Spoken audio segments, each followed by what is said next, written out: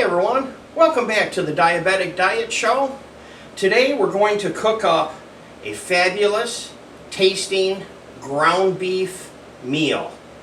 It consists of the ground beef that I have here, as well as olive oil. And let's go ahead and do a couple turns of the olive oil, because the ground beef takes a few minutes to cook. So I'm not going to spend time talking till I get this going.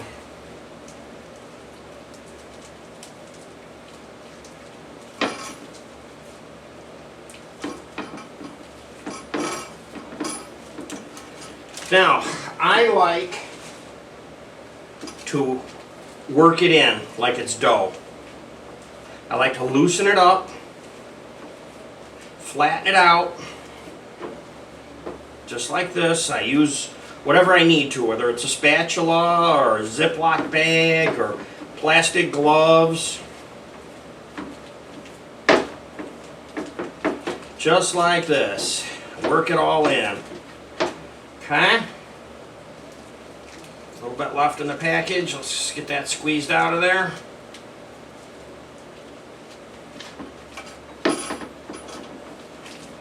Just like that for now. Okay? So, I'm going to put this on the burner.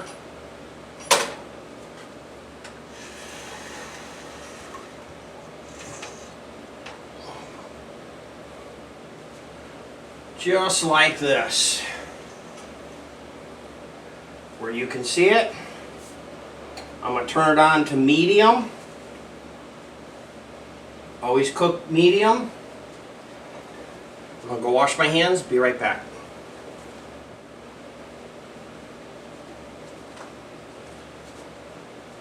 I have for my dessert an apple that I'm going to slice.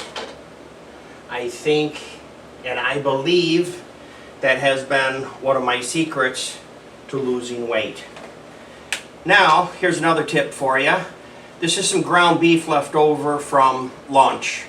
So it was just a few hours ago I made tacos, and I'm going to dump this in so that it doesn't go to waste.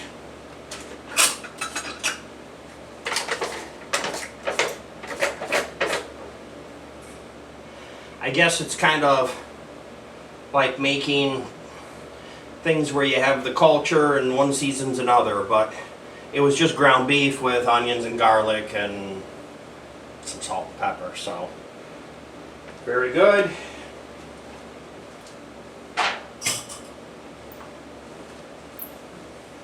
Now, this is on medium heat and it's going. Let's talk about some seasoning. The first one is going to be nutmeg. This is strong. Put a little bit in your palm and then rub it like this. You can always add more. You can't take it out. Next is dried mustard.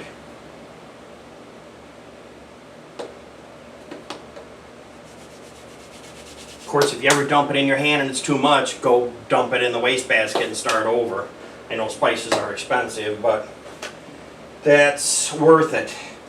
Now, I also have a little bit of pink Himalayan salt.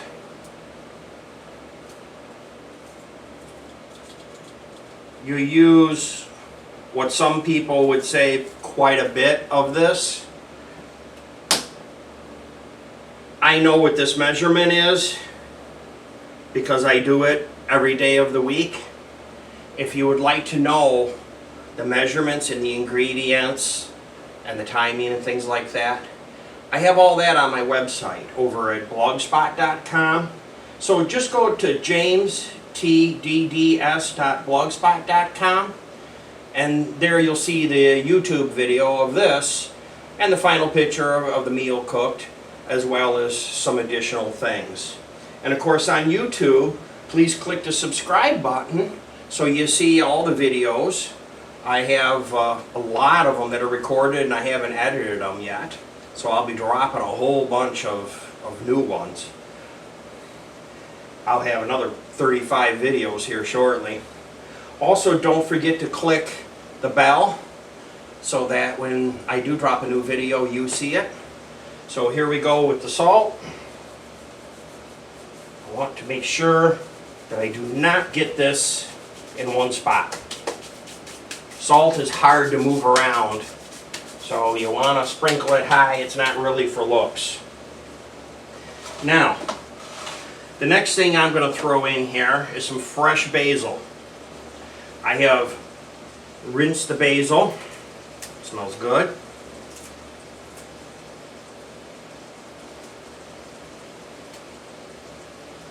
Sprinkle the basil. Next, we're going to need to do some vinegar. I'm doing a balsamic chocolate vinegar, going around the outside of the pan twice.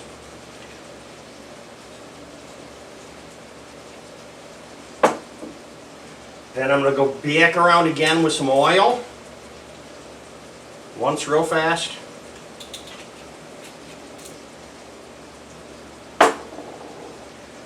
Then I'm going to pour in beef broth. Spritz it. Of course, that lowers the temperature.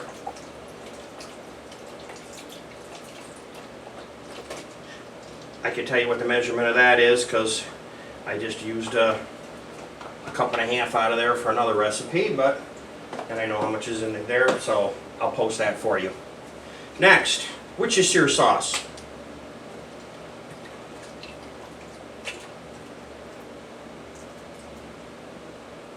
Got that. Now, let's talk about the remaining items. We need to put some butter in. That would have been 1/4 of a stick. We need to put the mushrooms in. I always say when you get your mushrooms, bring them home, put them in a paper bag.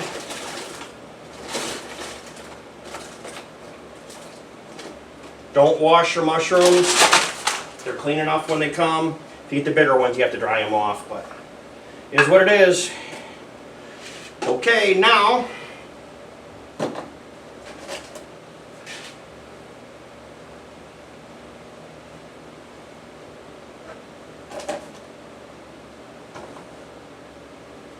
let's go ahead and gently move this over.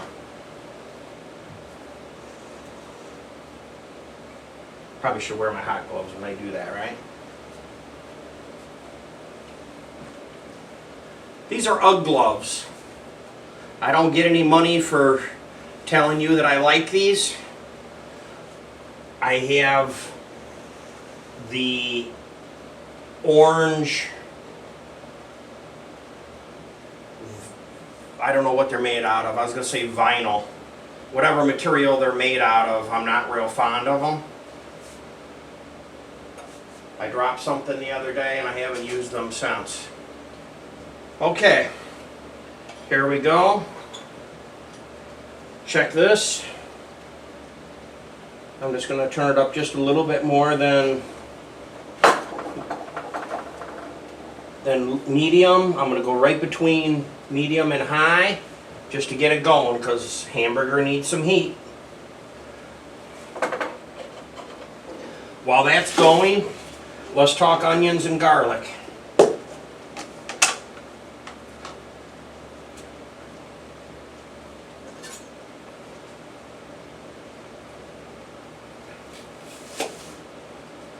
Slice of onion.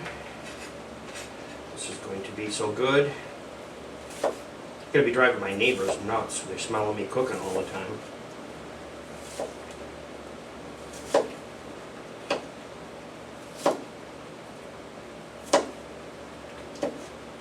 As you can see here, the way that I cut that, the way that I have the onion here, see when I cut it, I don't end up having to do a lot of dicing.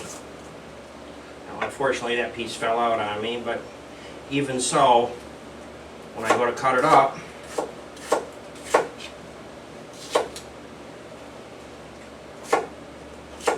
it's fairly easy. Fairly easy to cut up.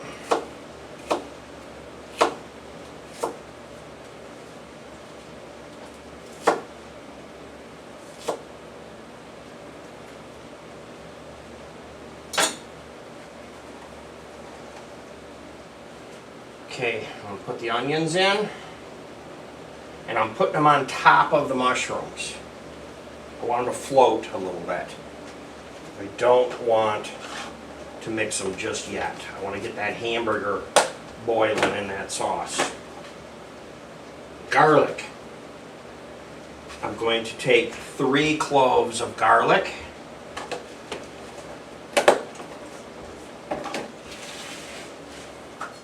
I'm just going to smash them and then cut them. I've already taken the wax paper off. I've showed you this trick in another video. They're in a plastic container, and I just shake them. When you shake them, the paper comes off them. There's a similar trick like that with an egg. When you use a hard-boiled egg, you put it in like a pickle jar, olive jar, baby food jar, something like that. And you shake it, the shell comes off. You can rinse it if you need to.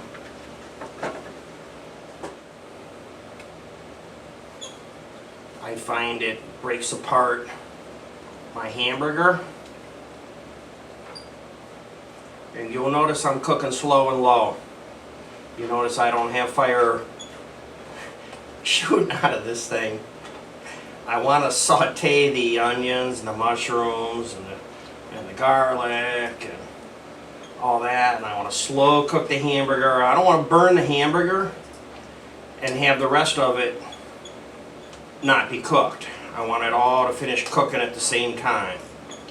So keep your burner low. You can always turn it up. Once in a while I would cook something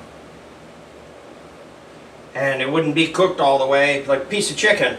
Before I knew that you're supposed to cook it to 165, 170. I was trying to cook chicken to 165, then I cut it and it wasn't cooked. So then what do? Then you take the piece of chicken and throw it in the microwave. You probably should have thrown it in the trash. That's really where it needed to go. So let's let this sit for a while, and I'll take a coffee break and we'll be right back.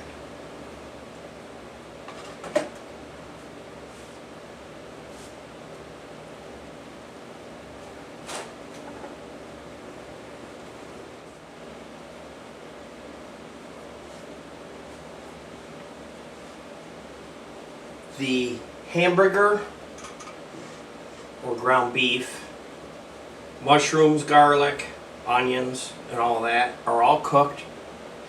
The next step is to put some cheese on it.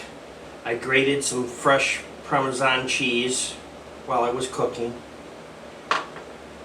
The last step is going to be to cook up some bacon, and I'm going to put some bacon with it. So let's go ahead and take a break while I get the bacon organized, and we'll be right back.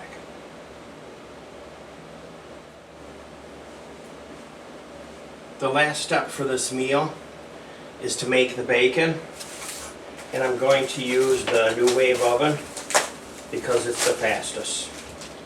So all I'm going to do is just take the bacon and lay it out.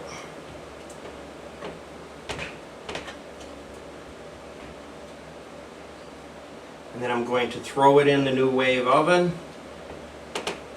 In just a few minutes it'll be done. I'm going to cook it hot. I'm going to cook it at 425 degrees. So it's going to cook fast and it's going to be hot. The baking portion of this NuWave, because it's small inside, really holds the heat.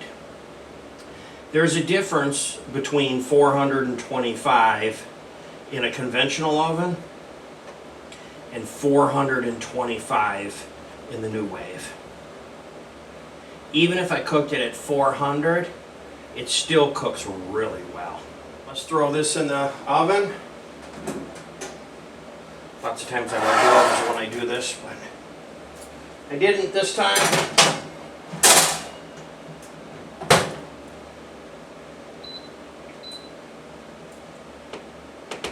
We'll let that cook, and I'll be right back.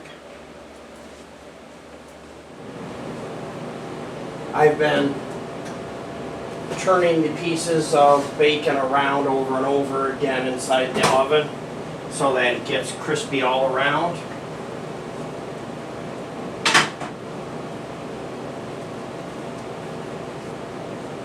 This is how much bacon I'm going to save out of what I cooked.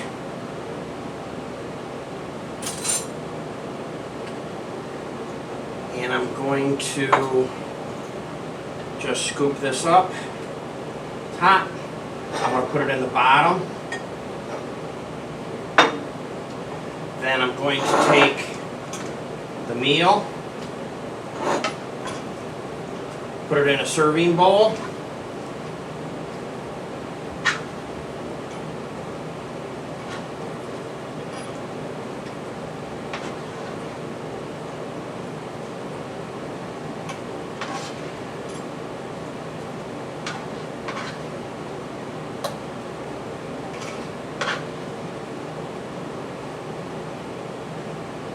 That was 2 pounds of hamburger. That's a lot.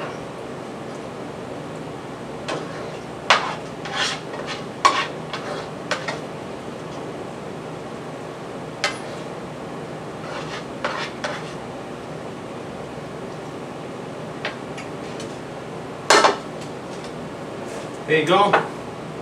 It's all cooked.